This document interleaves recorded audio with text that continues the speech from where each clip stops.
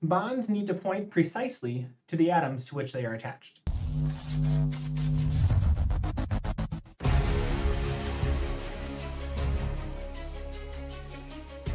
Welcome, OChemNinjas. Today, we're going to learn how to convert a Lewis dot structure into a line angle structure. The line angle structure is the most common structure drawing convention we're going to use in organic chemistry, so learning how to use it early and accurately is going to be very important in your studies. The first thing to say is carbon makes 4 bonds. Maybe that seems obvious, hopefully that seems obvious, but it's important to say that carbon makes 4 bonds. The line angle structure is a very minimalist approach to drawing an organic chemistry structure, and we often imply certain parts of the structure. But we have to remember, no matter what, carbon makes 4 bonds. The thing to remember about line angle structures is that every vertex and every end of a line segment is assumed to be a carbon atom.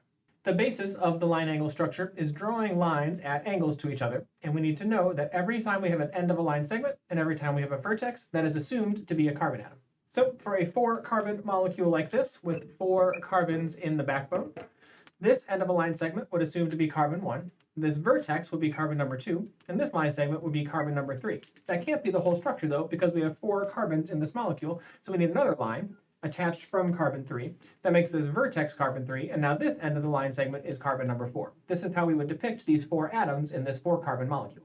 The other nice feature about line angle structures is that hydrogens attached to carbons can be implied in the structure. Every carbon makes 4 bonds, so when I draw an end of a line segment, we can imply that there are 3 additional hydrogens attached to that carbon.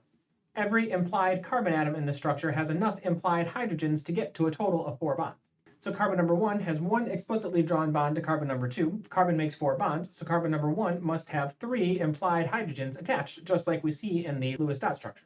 Carbon number 1 has 1 explicitly drawn bond to carbon number 2. Carbon makes 4 bonds, so if there's 1 explicitly drawn bond, that must mean that there are 3 implied hydrogen atoms around carbon number 1, just like we see in the full Lewis dot structure. We don't have to draw these dots, we don't have to do anything at all. Those 3 hydrogens can be implied in the structure. That is the beauty of the line angle structure. Every carbon has enough implied hydrogen atoms to assume that it has 4 total bonds. With carbon number 2, it has 2 explicitly drawn bonds, so there must be 2 implied hydrogens attached to carbon number 2, just like we see in the full Lewis dot structure. Same thing with carbon number 3. It has 2 fully explicit bonds, so it must have 2 implied hydrogens to get to the 4 total bonds, just like we see in the Lewis dot structure. Carbon number 4 only has 1 explicitly drawn bond to carbon number 3, so it must have 3 implied hydrogens, just like it should in the Lewis dot structure. Now, you can explicitly draw in those hydrogens if you need to. You are allowed to draw them in anytime you want to, if that helps tell the story of the structure you're trying to draw, but you don't have to. The hydrogens can be implied. Leaving those hydrogens implied allows us to draw lots of structures much more quickly than if we had to draw in every single hydrogen. The next thing to consider about line angle structures is how we incorporate heteroatoms and pi bonds into those structures. I've given the molecule a numbering system. I would highly recommend you do the same throughout the entire course to make sure you're getting all the carbons that you think you're supposed to have in the places you're supposed to have them. It's very easy and very frustrating when you accidentally drop a carbon in your structure because you didn't number your carbons correctly. For this structure, the nitrogen is the first atom in the chain, but I'm actually going to start with the carbon backbone and come back in and incorporate the nitrogen at the end. I'll start with carbon number 1. Carbon number 1 is bonded to carbon number 2. You could draw that bond angled up to the right or down to the right. It really wouldn't matter either way. You're going to get to the same structure both ways. These are assumed to be carbon number 1 and carbon number 2. Carbon number 2 is doubly bonded to carbon number 3. Those are sp2 hybridized carbons with 120-degree bond angles, so we can continue with our zigzag form of our line angle structure. The implied carbon is bonded to the implied carbon number 3, and we would add a double bond to show that those 2 atoms are doubly bonded together. By convention, we put that second bond on the concave side of that structure. Carbon number 3 is attached to carbon number 4. We can add another line to our line angle structure. Carbon number 4 is attached to this OH group. Again, I'm going to finish with the carbon chain first, and I'll come back and add these groups at the end. Carbon number 4 is bonded to carbon number 5, which is part of a triple bond. Those atoms are sp hybridized with 180-degree linear bond angles. We have to be very careful about how we draw our triple bonds in our line angle structures. It is a big pet peeve of mine and a lot of other chemists when we incorrectly draw a triple bond in a line angle structure. Carbon number 4 is still tetrahedral, so we can draw the bond from 4 to 5 in our regular zigzag like we normally would. But carbon number 5 is sp hybridized with a 180-degree bond angle. We need to reflect the 180-degree bond angle in the structure, so we cannot draw the triple bond in the regular zigzag form. This is a very bad way to draw triple bonds. Please don't draw triple bonds this way. Instead, because of the 180-degree bond angle, carbons 4, 5, and 6 are all going to be collinear. So we would continue the triple bond from carbon 5 to carbon 6 in a linear fashion, respecting that 180-degree bond angle. Carbon number 7 on the end of the chain is sp3 hybridized and tetrahedral, but carbon number 6 is still sp hybridized with a 180-degree bond angle. So carbon number 7 is going to end up being collinear with 4, 5, and 6, and we would draw its bond in that collinear fashion. This ends the carbon chain in the molecule. The single bond length, the triple bond length, and the single bond length, when we draw them on paper, should all be approximately the same length. There are 4 carbons in this line. Carbon 4, 5, 6, and 7 are all collinear to each other. I mention this because sometimes I see students who are still unsure about how to draw line angle structures kind of make one long line for carbons 4, 5, 6, and 7, and then add the triple bond along the way, something like this. This type of structure is ambiguous at best and just incorrect at worst. I mentioned before that when drawing, all of these lines should be approximately the same length. If we consider that there are exactly 4 carbons here, this single bond is really, really short relative to this triple bond, and I can't even really see the single bond to carbon number 7 at the end.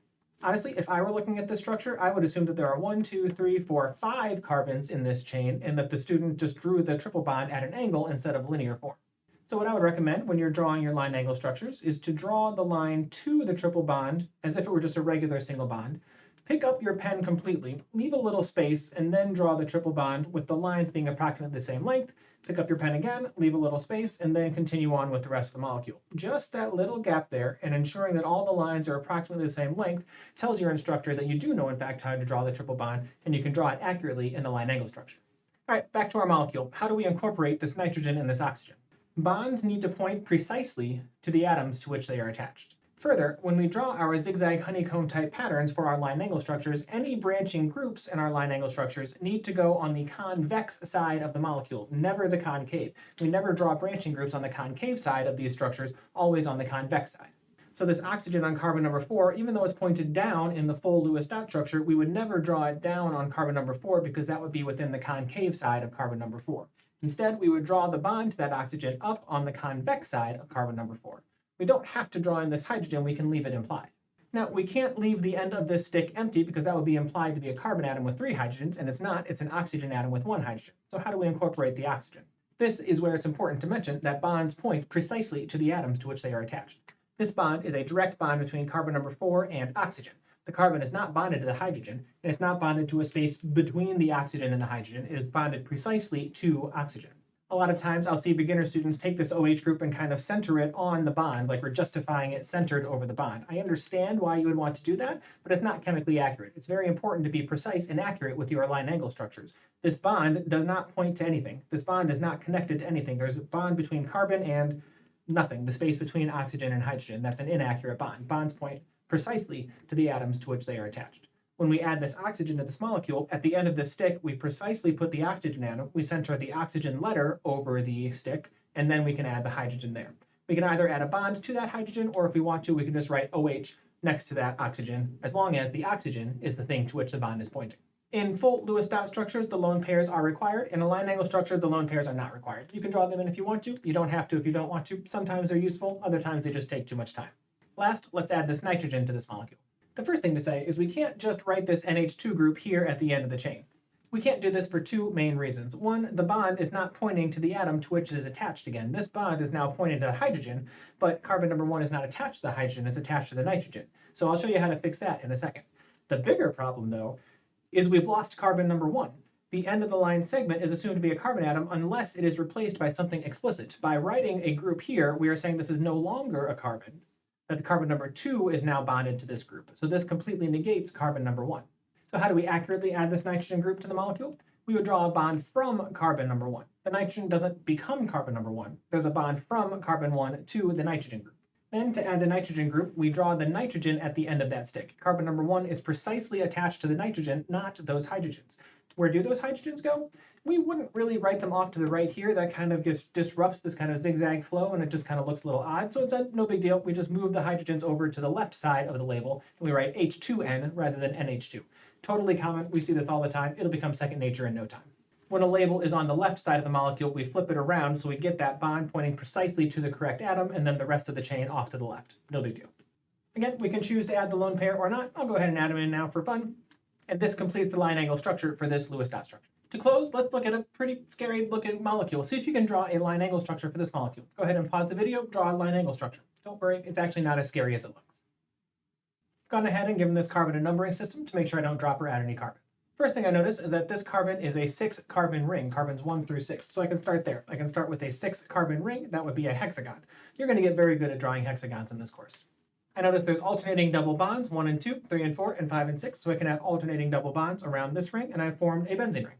Carbons 5 and 6 are also tied up in a ring, and that also looks like a 6-atom ring, so I can add another hexagon appended to this one. Carbon 5 and 6 is one side of that hexagon, and I can draw the rest of the hexagon accordingly and number those carbons 7, 8, 9, and 10. That's all of the carbon atoms in this structure. Let me go back through and see if there are any other atoms that I need to add.